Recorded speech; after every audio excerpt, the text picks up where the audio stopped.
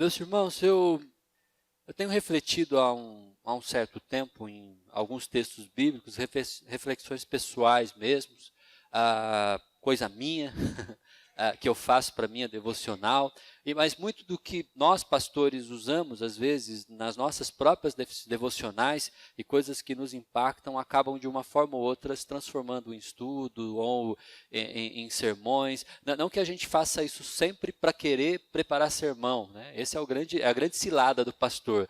O pastor ele acabar só fazendo isso. Não, a gente precisa cuidar da nossa vida espiritual. Mas à medida que nós fazemos isso, Deus ele acaba nos abençoando com palavras, com instruções que a gente acaba compartilhando com a comunidade. E eu passei por isso. Na verdade, isso que eu quero compartilhar com vocês hoje e nos próximos 2 domingos, é fruto desses momentos meus de reflexão. E eu chamei isso de caminho da espiritualidade de Jesus. A ideia é nós percebermos aquilo que acontece na vida de Jesus, no ministério dele, ou no início dessa caminhada de Jesus, e como isso talvez, se você prestar atenção no que acontece nesses textos de Lucas que nós vamos estudar, como isso está muito próximo à nossa própria realidade. Tanto que eu coloquei um subtítulo que não está aqui nesse slide, mas está naquele bannerzinho que eu coloquei na internet hoje, que é essa espiritualidade que nós vivemos, e ela pode ser vivida de uma forma muito natural, de uma forma muito simples na nossa vida.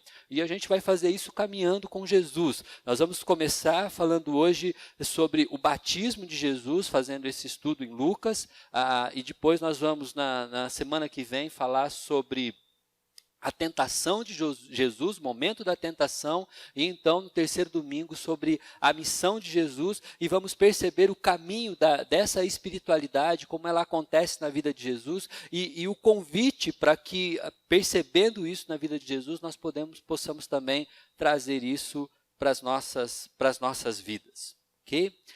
Bom, deixa eu começar então contando aqui um pouquinho da minha experiência, trabalhando no meio secular, como analista de sistema. Numa das empresas que eu trabalhei, aqui em Americana, eu tinha uma chefe, na verdade ela era esposa do chefe, mas ela era a chefe, né? Ela chegava lá e mandava, né, em tudo. Ela não era oficialmente a chefe, mas como era esposa, então ela mandava. E ela tinha uma profissão interessante. Ela ia lá, apesar de aparecer no escritório, ela era cartomante também, né? Então ela aparecia no escritório, ela de vez em quando pintava uns quadros, colocava lá para vender, mas ela também era cartomante. E como cartomante, ela recebia muita gente que aparecia lá para procurar ela. Ela tinha uma salinha na casa dela, que era quase do lado da empresa, onde ela atendia o pessoal, e gente que ia lá procurar ela para tirar dúvidas sobre um monte de coisa, né? E ela atendia, na época o WhatsApp não era muito comum, mas ela atendia gente pelo Facebook, ela atendia gente por telefone, era só fazer o depósito bancário que ela fazia a consulta, né? E ela tinha essa prática, né? Era muito estranho, mas para mim, principalmente, que não tinha esse tipo de contato, mas apesar de tudo era uma pessoa gentil, uma pessoa divertida até, mas fazia isso, né? Lia cartas para resolver problemas das pessoas. Mas uma vez, num dos últimos anos que eu trabalhei lá, coincidentemente também meu último ano de seminário, o filho mais novo desse casal, do meu patrão e dessa moça, teve um problema psicológico muito grave. Um problema assim psiquiátrico talvez, não sei dizer, mas ele ficou catatônico, tá? Ele não reagia a mais nada, não conversava com ninguém, ele não falava, ele se deixasse, ele não se alimentava, ele só caminhava se fosse puxado pela mão, ele simplesmente entrou num estado de depressão assim, terrível, uma coisa que eu nunca vi na minha vida. E essa família entrou em desespero, levando em médico, tudo quanto é tipo de médico. O menino, de vez em quando, levavam ele lá na empresa, ele ficava lá porque ele chegou a trabalhar com a gente, mas ele simplesmente não reagia a nada. Você tentava conversar com ele simplesmente não respondia. Eu nunca vi isso na minha vida. Ele simplesmente entrou assim, ele ficou um mês, pelo menos, nesse estado, sem não reagia a nada, simplesmente não reagia. E aí, do desespero, essa família começou a levar um tipo de médico, outro tipo de médico, foram procurar, e aí o ápice dessa situação foi quando levaram o menino num culto pentecostal para exorcizar o menino, né? Porque não tinha mais opção, né? E imaginem a cena, né? A cartomante num culto pentecostal para ver se o pastor exorcizava o menino. O que acontece de fato? Esse exemplo que eu estou dando, um exemplo que eu vivi, um exemplo que eu conheci, um exemplo que eu praticamente participei, porque eu cheguei a orar por esse menino, nos grupos de jovens que eu estava inserido, comentar o caso dele, a gente interceder pela vida dele, porque a família estava sofrendo, e era gente que eu conheço, independente de toda a questão, era gente que eu gosto até hoje, mas como o quadro se constrói? Uma espiritualidade que existe, eu não chamo de espiritualidade, mas é um espiritualismo que existe hoje em dia, por aí afora, que é totalmente desassociado de uma vida cristã. Ou seja, são pessoas o mundo que nós vivemos é cercado por pessoas que precisam de conexões espirituais, precisam de movimentos espirituais em sua vida e buscam essas coisas em tudo o que a gente pode imaginar, desde o tarô, tá? Horóscopo, caixinha de promessa, pedras, cristais, mantras, músicas que tenham acordes estranhos, esquisitos. Até mesmo naquela época existia a tal da sorte do dia do Orkut, quando tinha o Orkut, né? As pessoas paravam para ver o que o Orkut está me dizendo hoje, né? É como se fosse uma bênção para o dia. Inclusive, a própria frágil espiritualidade dos movimentos neopentecostais, que nos fazem muitas vezes como marionetes mesmo, vendendo de barro ungido a cuspe santo, a um monte de coisas, e parafernálias, pirotecnias, coisas fantasiosas que parece espiritualidade. E aí vai desde o tom de voz, até a roupa que se usa, até a maneira como se reage às situações, sempre espiritualizando, sempre criando-se esse sistema totalmente paralelo, é um universo paralelo, essa é a impressão que eu tenho muitas vezes. Eu comentando isso, eu lembrei do Douglas, dando um exemplo. Deixa eu citar o Douglas aqui. Do Douglas, que estava uma vez no posto de gasolina e um parente dele que ele encontrou no posto de gasolina não conseguia passar o cartão de crédito, né? E aí o parente dele estava querendo exorcizar a maquininha porque só podia ser o Satanás impedindo o cartão de crédito de passar, né? E ele comentando isso comigo. Não vou falar o nome, né, Douglas? Mas a gente riu muito, porque chega a ser engraçado uma cena dessa, né? Chega a ser engraçado, mas acredite, isso é sério para pessoas assim. E isso não é espiritualidade. Não é. Isso é, no máximo, um espiritualismo, uma tentativa de ser transcendental, uma tentativa de parecer sobrenatural, mas que necessariamente não está relacionado a Deus. Porque quando nós nos voltamos para a palavra de Deus, quando nós nos voltamos para a Bíblia, nós temos um outro aspecto ou uma outra realidade. A verdade é que a nossa vida, a nossa vida espiritual, a nossa vida natural, ela não é desassociada da história, da nossa história, como nós crescemos, como aonde nós estudamos, a família onde nós nascemos, como nós nos desenvolvemos, tudo isso parece muito natural, mas também é espiritual, e todo esse contexto é uma coisa só na nossa vida. E nós precisamos olhar para a nossa vida percebendo essas conexões, percebendo essas coisas e entendendo que Deus faz parte de cada processo, de cada momento da nossa história, assim como fez na vida de Jesus, desde o seu nascimento até mesmo quando ele se entregou à morte, por causa de nós, por causa de mim e por causa de você. E é por isso mesmo que a história de Jesus, ou conhecer esses momentos da vida de Jesus, nos ajuda a perceber como que a espiritualidade de Jesus é desenvolvida. E, seguindo esse modelo, como a nossa espiritualidade também pode ser naturalmente desenvolvida. Naturalmente desenvolvida. Então, nós vamos refletir sobre esse texto de Lucas, Lucas 3, de 21 a 38. Eu quero já dizer para vocês que eu não estou doido não, tá? Eu vou ler um texto que tem uma genealogia, tá? Eu sei que vai ser um pouquinho cansativo, mas eu vou pedir para você me acompanhar, tá? Porque a genealogia, ela é importante. Nós não vamos estudar o grau parentesco de Jesus, nós não vamos fazer nenhuma tese teológica sobre os descendentes ou toda a origem, mas é importante para a gente entender o contexto de tudo isso que está acontecendo. Então, eu quero que você me acompanhe. Quando todo o povo estava sendo batizado, também Jesus o foi. E quando ele estava orando, o céu abriu, e o Espírito Santo desceu sobre ele em forma corpórea, como pomba.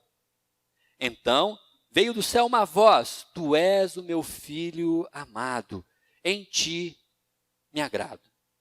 Jesus tinha cerca de 30 anos de idade quando começou o seu ministério. E essa informação é importante porque 30 anos é justamente a idade que um sacerdote inicia o seu ofício. Não é coincidência que Jesus, na sua história, também inicia o seu ministério aos 30 anos de idade. Ele é o sumo sacerdote.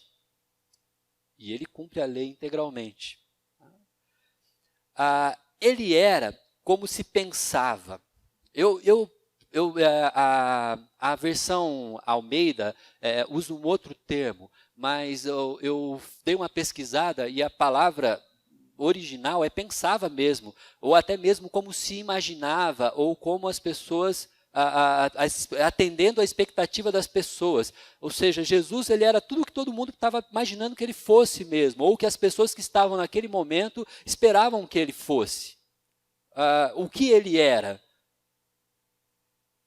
Filho de José, filho de Eli, filho de Matate, filho de Levi, filho de Melque, filho de Janai, filho de José, filho de Matatias, filho de Amós, filho de Naum, filho de Esli, filho de Nagai, filho de Maate, filho de Matatias, filho de Semei, filho de Joseque, filho de Jodá, filho de Joanã, filho de Ressá, filho de Zorobabel, filho de Salatiel, filho de Neri, filho de Melqui, filho de Adi, filho de Cozã, filho de Eumadã, filho de filho de Josué, filho de Eliezer, filho de Jorim, filho de Matate, filho de Levi, filho de Simeão, filho de Judá, filho de José, filho de Jonã, filho de Eliaquim, filho de Meleá, filho de Mená, filho de Matatá, filho de Natã, filho de Davi,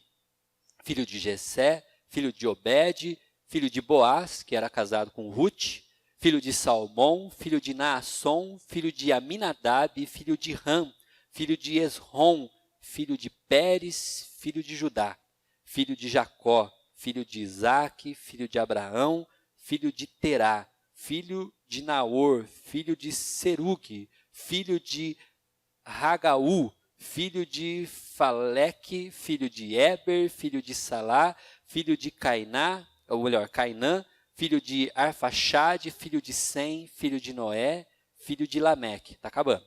Filho de Matusalém, filho de Enoque, filho de Jared, filho de Maalaleel, esse é difícil, hein? Maalaleel, filho de Cainã, filho de Enos, filho de Sete, filho de Adão e filho de Deus. O texto é longo, né? Bastante, além da gente ter bastante nome para você colocar na sua lista do próximo filho, próximo neto, para você ter algumas sugestões de nomes, a gente tem muito que aprender com essa genealogia também. E a gente vai, inclusive, estudá-la também, para saber esses aspectos da espiritualidade de Jesus e como isso é importante para a gente. Mas, talvez a primeira coisa que a gente precisa apontar ao enxergar e ao observar Jesus no seu contexto vivido, na sua história, na sua vida, é perceber que a espiritualidade, ela pode ser sim vivida com naturalidade. A nossa vida espiritual, ela é natural. E no caso, quando a gente olha para Jesus e para a vida dele, a gente aprende que ela nasce no contexto da aliança. Ou seja, o que nós temos aqui na cena, o que a gente tem exatamente nesse momento é uma realidade onde nós temos um Jesus Cristo que não está desconectado de uma história. A gente tem Jesus Cristo que ele vem sendo construído no consciente das pessoas como alguém que pertence a uma história. Ele tem origem, ele não chegou num disco voador, ele não apareceu na terra sem algo que o antecedesse. Ele é Deus eterno, sim, mas como alguém que foi encarnado, ele chegou a essa terra dentro de uma história, dentro de uma vida, dentro de relacionamento. Há conexão, há uma conexão que liga Jesus até o princípio de tudo. Filho de Sete, filho de Adão, filho de Deus. Foi em Adão que a aliança comigo e com você começou. Foi em Adão que essa aliança foi rompida, o pacto das obras foi rompido, Adão não deu conta. Ele e Eva pecaram e desassociaram-se de Deus. O conserto que deveria ser feito e que foi estabelecido ali, ele é construído na história e tem o seu ápice na figura de Jesus. E há conexão, a espiritualidade de Jesus passa pela conexão que ele tem com a própria história. A história da humanidade, a história que Deus criou, a história que Deus fez. E eu e você fazemos parte, porque essa história não acabou em Jesus, ela continuou.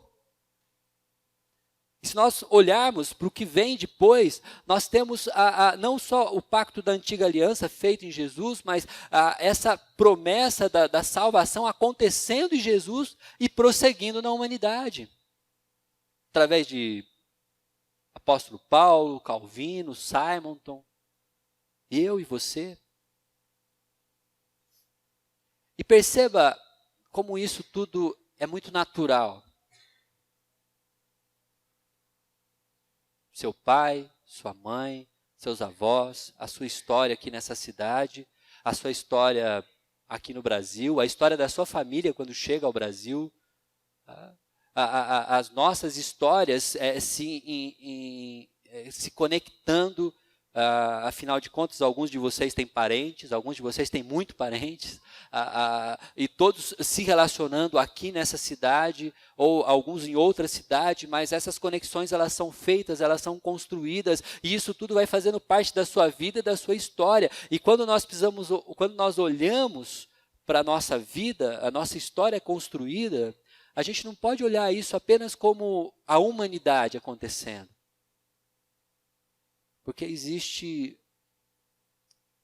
espiritualidade nisso tudo. Existe algo espiritual também acontecendo. Existe também algo espiritual sendo construído. A conexão que Deus faz e estabelece conosco. Através da história.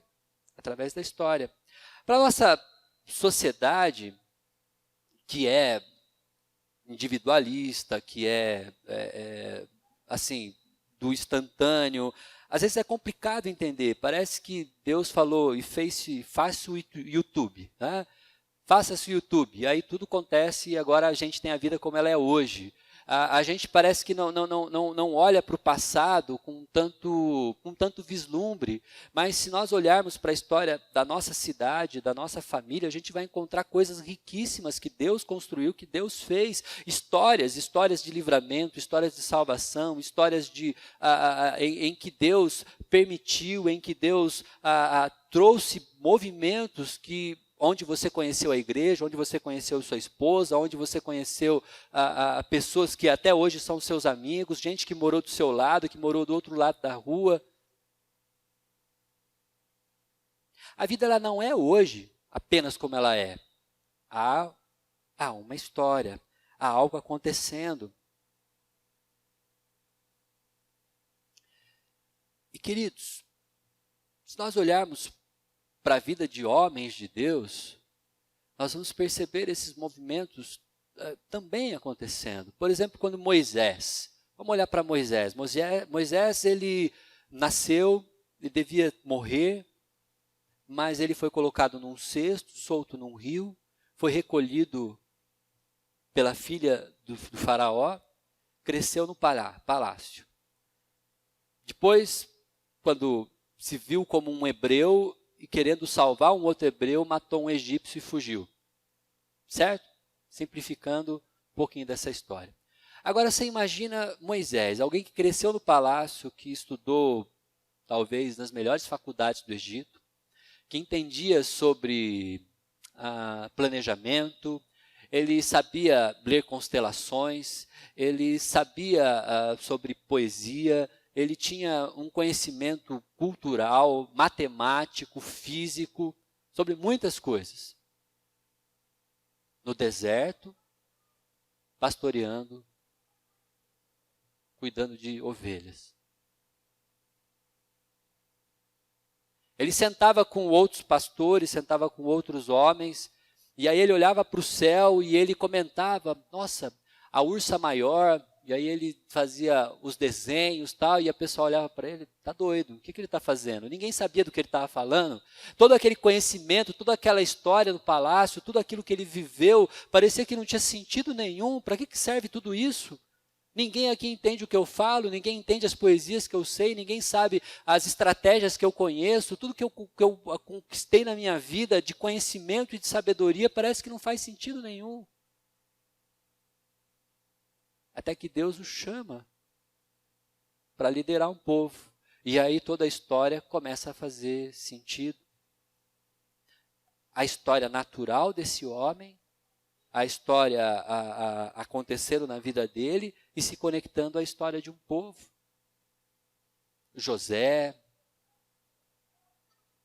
o apóstolo Paulo, o próprio Simon, como a gente falou uns domingos atrás aqui na escola dominical, falando da formação dele, a faculdade primeira que ele fez, depois ir para o seminário, depois resolver vir para o Brasil.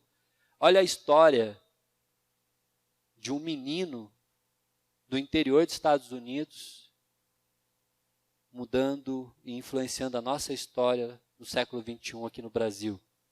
Conexões, elas existem.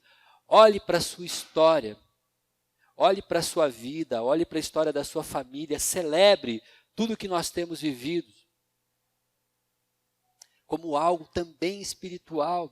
É o contexto da aliança, é o contexto do que Deus fez, nos salvando, nos redimindo, mas construído na história. O sacramento do batismo é a porta de entrada para a expressão da espiritualidade cristã na aliança, porque é justamente nesse momento em que a gente tem a figura de João Batista fazendo o anúncio e conectando aquilo que estava lá em Isaías, da voz do que clama do deserto, aquele homem que era o profeta esperado, que anunciaria a vinda do Messias, anunciando de fato o Messias e Jesus chegando exatamente naquele momento, para fazer o feche na história. O momento do batismo de Jesus é o ápice, onde nós temos essa profecia se cumprindo e o processo da aliança acontecendo. Uma história natural, mas onde a gente tem um evento espiritual acontecendo. Mas o que mais dizer de eu e você? Essa história agora, ela precisa continuar sendo conectada, porque ela não acabou. E eu e você, a gente continua influenciando, a gente continua manifestando com as nossas histórias, continuamos fazendo com que ela prossiga.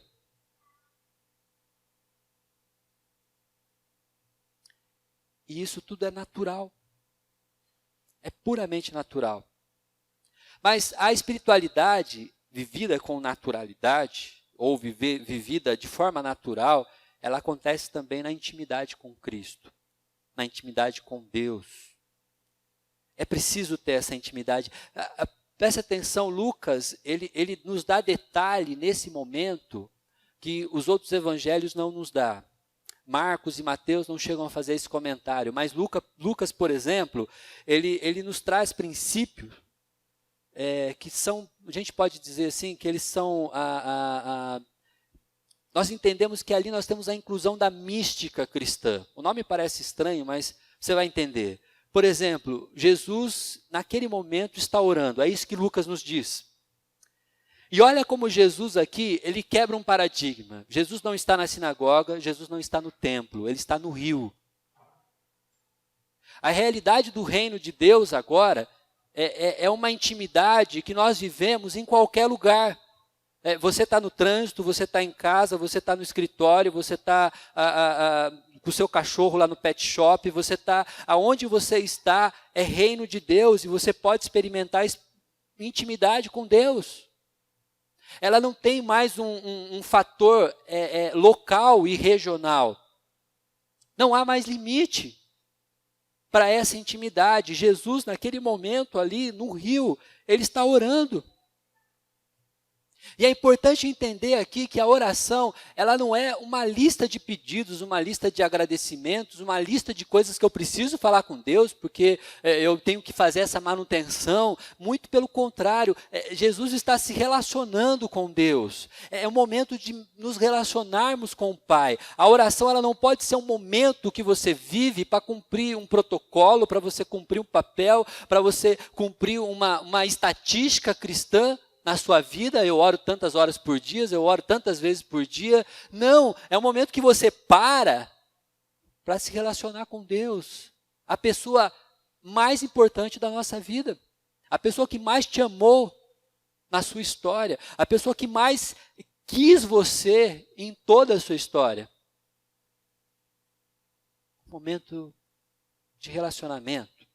Um momento de nos aproximarmos de Deus. Mas ainda, o texto de Lucas diz que os céus se abrem. Então, o segundo movimento aqui da mística cristã são os céus abertos. E toda vez que a gente tem, no Antigo Testamento, no Novo Testamento, quando o céu se abre, a gente tem, o texto bíblico faz essa menção do céu se abrindo. A gente tem, por exemplo, no Antigo Testamento, profetas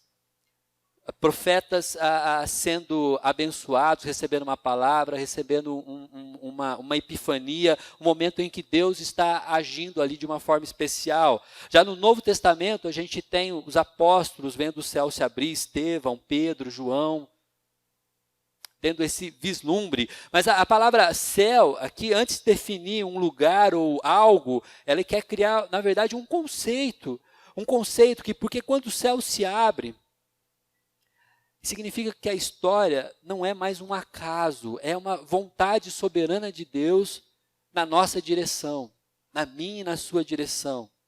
Deus age através da história e continua agindo através da história. Os céus continuam se abrindo, ainda que a gente não veja como uma fenda rachando o céu e abrindo de alguma forma, mas Deus continua agindo na nossa história, na nossa vida. Quando clamamos, quando nos aproximamos dEle, quando passamos por dificuldades, quando passamos por momentos de alegria, quando nós passamos por um livramento e nós podemos perceber e temos a clara nitidez de que é Deus agindo em nossas vidas, na nossa família, na nossa casa, na nossa história. Os céus se abrem. O terceiro movimento dessa mística, tá, que a gente tem, uma voz fala do céu. A voz do Pai. A mesma voz que ecoou na história, dizendo, haja luz. A mesma que ecoou na história falando com Moisés. ecoou para Jesus nessa cena, dizendo: Tu és o meu filho amado, em quem eu tenho prazer, em quem me comprazo. E essa voz, que está na cena do batismo, que fala com Jesus, ela continua ecoando na história. Ela continua ecoando para mim e para você. Continua nos alcançando.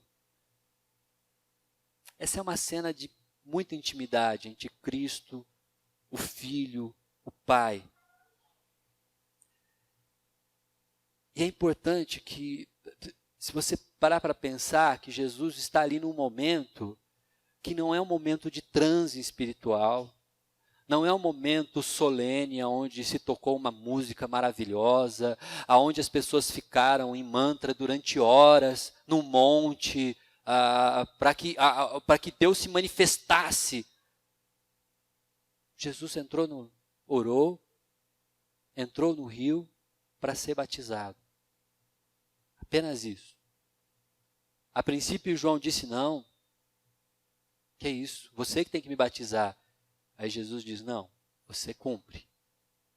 Você batiza. E aí João batiza Jesus.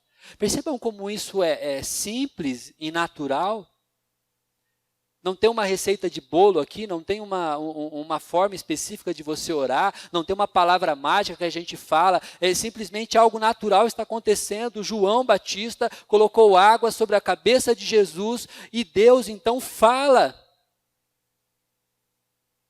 O que eu quero dizer é que na nossa vida natural, na vida que nós vivemos, nessa vida corrida, onde nós trabalhamos, onde a gente dirige carro, onde a gente enfrenta trânsito, onde a gente toma uma freada de alguém que fecha a gente, onde a gente perde a cabeça no trabalho, onde a gente às vezes briga com a esposa, depois faz as pazes com a esposa, onde a gente tem um estresse com o filho, de repente a gente está junto com o filho de novo. É essa vida nossa, do dia a dia que nós vivemos naturalmente. Deus continua falando, Ele fala comigo, Ele fala com você, a voz dele continua ecoando na história. Não há mágica, não há princípio religioso, não há nenhum tique especial, é natural. E Ele fala.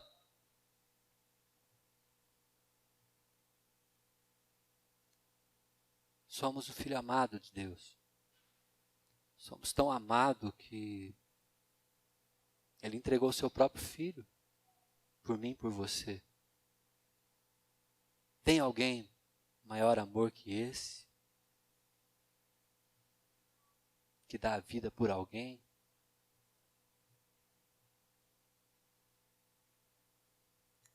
Uma voz na eternidade ecoa, falando comigo, falando com você.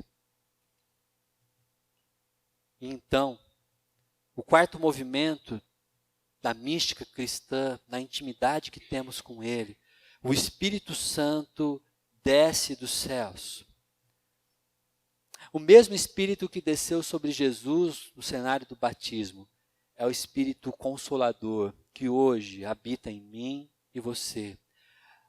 A maravilha disso tudo é que nós não vamos até o céu.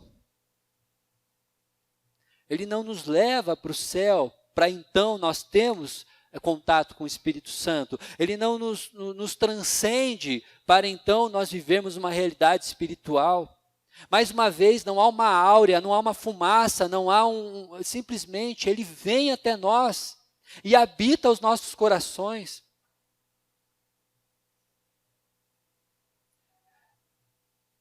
Durante um bom tempo da minha adolescência, eu achava que precisava de uma coisa especial. Eu achava que era uma oração de um jeito estranho, com uma língua estranha, com uma pessoa específica. Era aquele pastor que quando ele ora, todo mundo cai, todo mundo se derrete, todo mundo baba. Era isso que faria diferença. Até que a gente se dá conta de que nos relacionamos com um Deus que nos criou para uma vida natural e simples. aonde Ele se conecta conosco, aonde Ele nos procura, aonde quer que estejamos. Ele vem até nós, Ele vai até você. A nossa satisfação, ela não está no cosmos, ela não está em conquistar coisas, ela não está naquilo que os nossos olhos podem ver, mas no relacionamento com Deus, com o Pai. Essa espiritualidade natural nos ensina isso. Ali Jesus tinha tudo o que ele precisava. Ele estava orando, conversando com o Pai. Os céus se abrem. Deus fala com ele, responde essa oração e o Espírito Santo está sobre ele. A Trindade revelada num único momento da história, totalmente simples e natural. Sem luzes, sem pirotecnia, sem trovões, sem raios. Simplesmente. Um pouquinho do que talvez o salmista diga para a gente no Salmo 131. Senhor, o meu coração não é orgulhoso, os meus olhos não são arrogantes. Eu não me envolvo com coisas grandiosas, nem maravilhosas demais para mim. De fato, acalmei e tranquilizei a minha alma.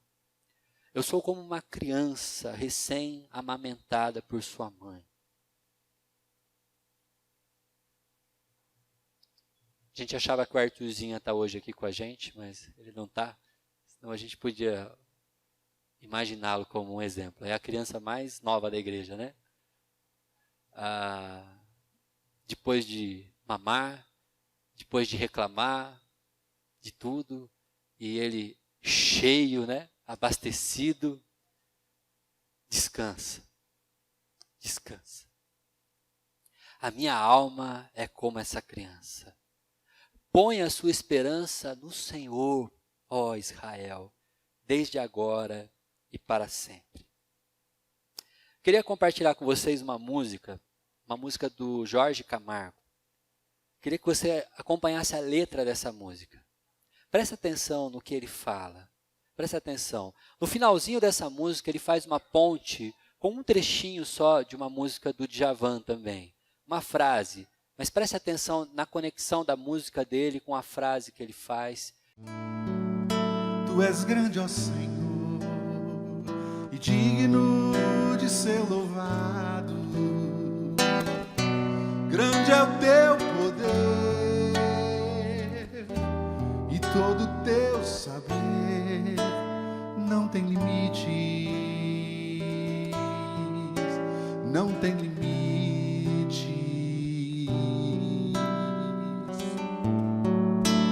Feito à imagem de ti, criado para louvar-te, o homem ser mortal e que é refém do mal, deseja amar-te, deseja amar-te. Não nos forjaste por acaso, tu nos criaste para ti mesmo, e nosso coração já não canta, nosso coração não se encanta, nosso coração não encontra descanso, até que descanse em ti. Nosso coração já não canta, nosso coração não se encanta, nosso coração não encontra descanso, até que descanse em ti. Vamos cantar isso juntos? Nosso coração já não canta, nosso coração não se encanta, nosso coração não encontra descanso, até que descanse em ti. Mais uma vez juntos. Nosso coração já não canta, nosso coração não se encanta, nosso coração não encontra descanso, até que descanse em ti, até que descanse em ti.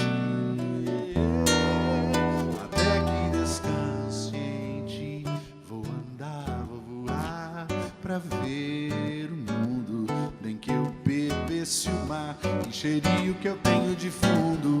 Vou andar, vou voar pra ver o mundo.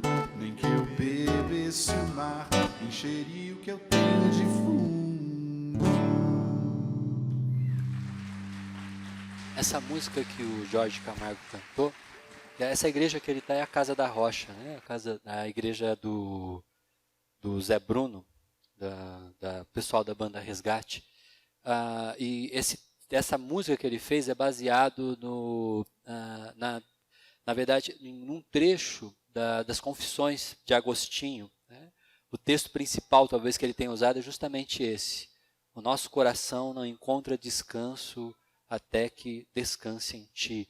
Porque o que acontece é que, como as pessoas não entendem essa espiritualidade vivida como algo natural e quer transcender de todo jeito, procurando todo tipo estranho de espiritualidade possível para querer ser mais espiritual, para querer ser mais transcendente, busca em tudo, busca em igrejas estranhas, em coisas estranhas e participam, se inscrevem, experimentam de tudo, mas nunca estão satisfeitos. Enquanto nosso coração só vai ter descanso, nós só vamos nos sentir plenos, nós só vamos nos sentir realmente satisfeitos quando nós nos enchermos de Deus. Por isso que ele continua essa música fazendo essa ponte com uma frase da música de Djavan: eu vou andar, eu vou voar, eu vou correr o mundo, e nem que eu bebesse o mar, eu encheria o que eu tenho de fundo. Porque eu jamais vou me satisfazer com o que tem aí afora. Eu jamais vou me sentir satisfeito. Eu vou estar sempre vazio, mesmo que eu beba o mar inteiro. Mais ou menos isso que ele quer dizer. Agora, uma outra realidade que a gente tem na experiência de Jesus no batismo é que isso revela também a sua humanidade. Presta atenção. Jesus, ele é filho de José, ele tem 30 anos de idade, ele é filho de Maria, ele é primo de João Batista, ele é sobrinho de Isabel, ele tem uma história.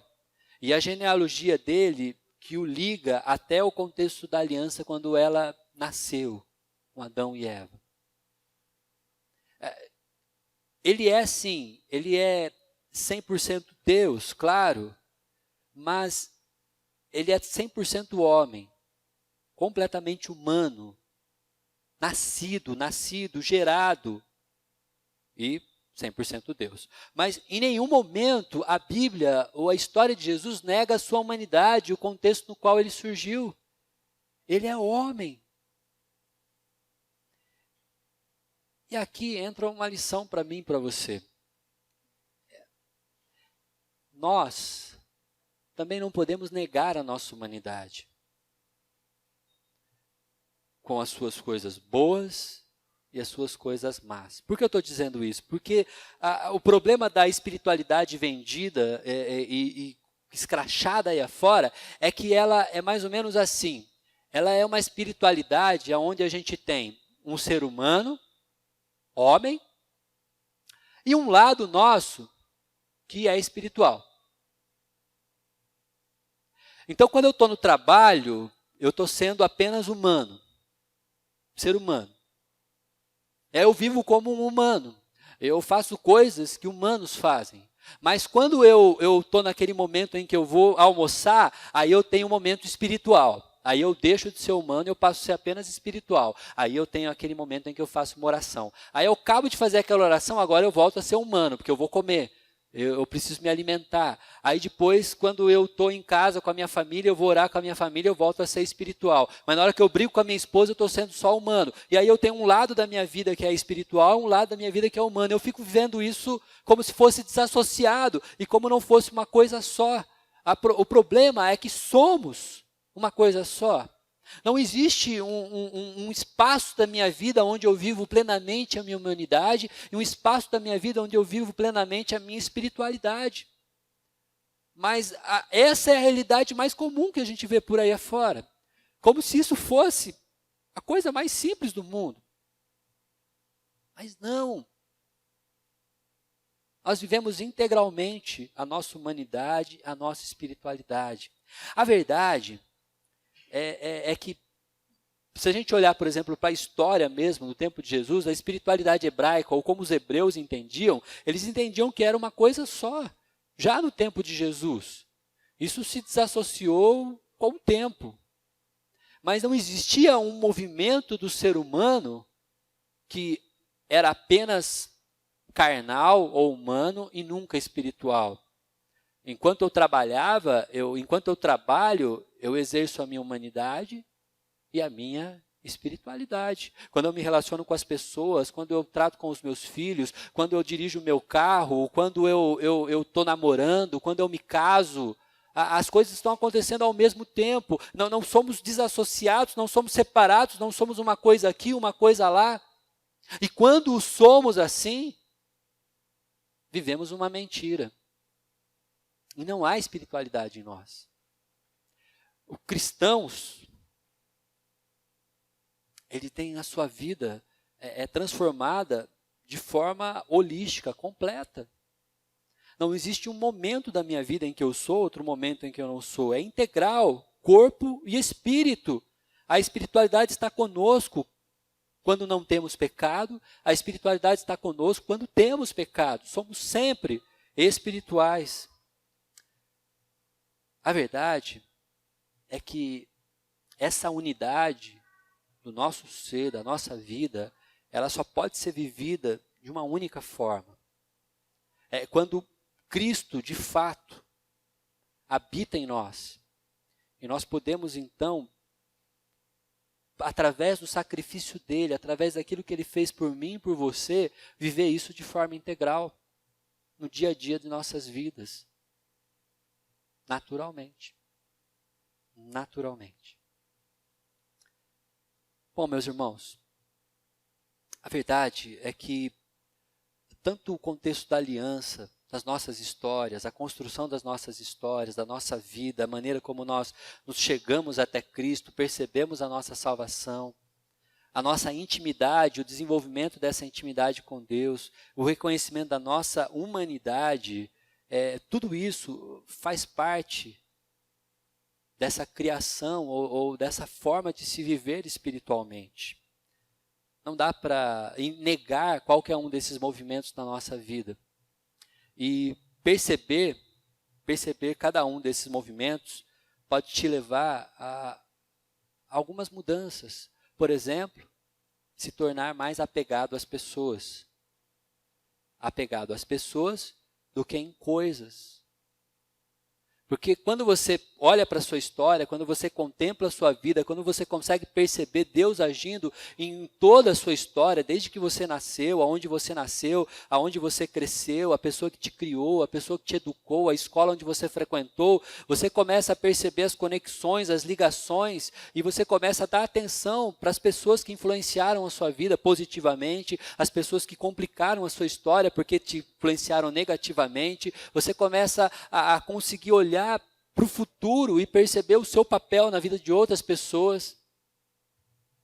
E as coisas, os objetos, eles vão se tornando paliativos. E isso te faz paciente com o próximo, porque você olha para a sua própria história e percebe o quanto a gente também é cabeça dura, e quando você lidar com alguém que é cabeça dura, você começa a ser paciente, você começa a ter uma forma de lidar diferente com as pessoas. Te leva a ser compreensivo consigo mesmo. Afinal de contas, nós reconhecemos a nossa humanidade. Sabemos que há pecado na nossa história. Como pecadores, buscamos melhorar, buscamos uma vida diferente, buscamos mudança, buscamos a ação do Espírito Santo em nossas vidas para que possamos nos desenvolver e voltar a ser a imagem daquele que nos criou.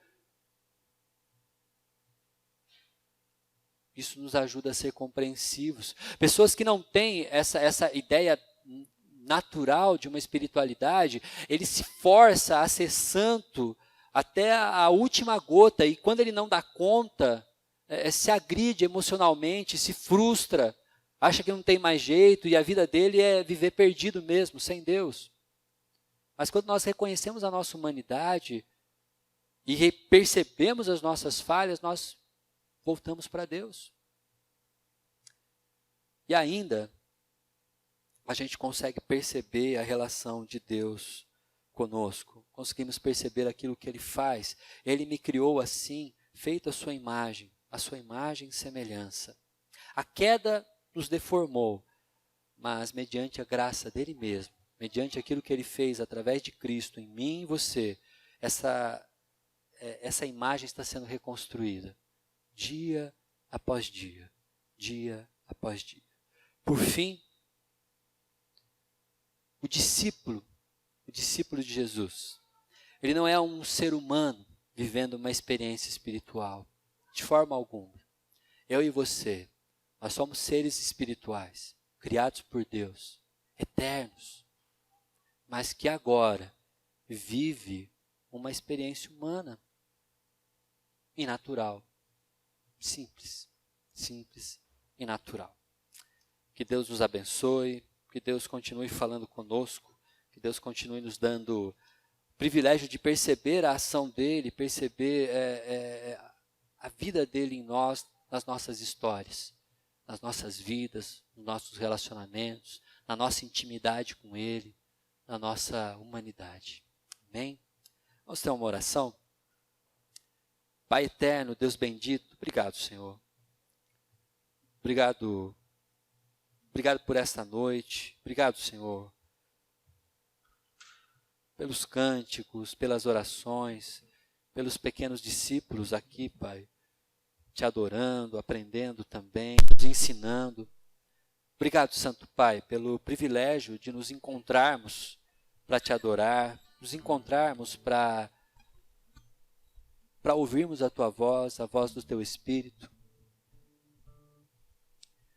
Que o Senhor continue falando nos nossos corações, Pai, durante essa série de sermões, durante essa temática, Pai, que possamos aprender que a espiritualidade, ela tem que ser simples e natural em nossas histórias. Tem que ser simples e natural na nossa vida. Podemos viver um relacionamento contigo, podemos viver, Senhor Deus, encontros com o Senhor, sem necessariamente nos desgastarmos emocionalmente, sem fantasias, sem histórias mirabolantes. O Senhor nos fez de uma forma simples e continua se relacionando conosco, Pai. Possamos perceber isso nas nossas vidas, nos nossos relacionamentos, na Tua voz ecoando na eternidade, falando ainda aos nossos corações, através do Teu Santo Espírito, através da Tua ação em nossa vida, Pai. Abençoa essa igreja, abençoa essa comunidade. Cuida, Pai, de cada um de nós, em nome de Jesus. Amém. Amém. Nós vamos cantar um cântico que nos ajuda a refletir sobre essa pessoa de Jesus, esse mesmo homem que estava ali diante de João Batista para ser batizado, dando início a um ministério, dando início a uma história que termina triste, mas termina vitoriosa, por amor a mim, por amor a você.